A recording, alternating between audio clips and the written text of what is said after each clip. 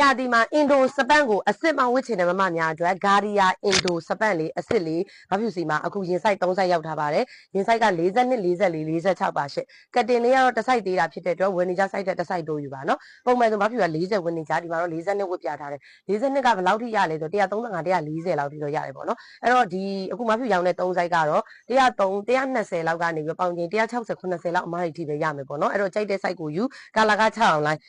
ဒါမျိုးအင်ဒိုစပတ်အစစ်မတို့အင်ဒိုစပတ်ဒါတဂိုက်ကိုတောင်မှဈေးကြီးပဲ8500 9000ပေးဝယ်နေရတဲ့အချိန်မှာမဖြစ်စီမှာဒါမျိုးချုပ်ပြီးသားကိုမှငွေ